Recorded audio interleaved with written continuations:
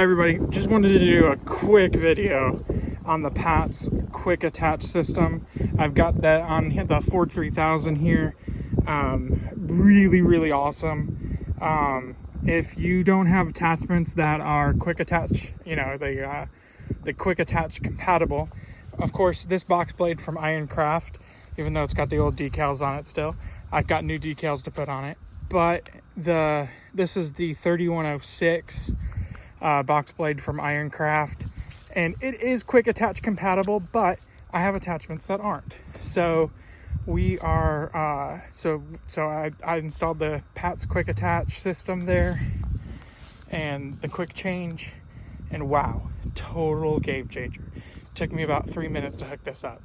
I had the boom pole on it. I was moving brush around, moving some stuff around with the boom pole, so that was easy to take off.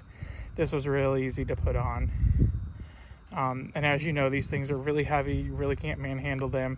It's hard with an older tractor to get everything lined up.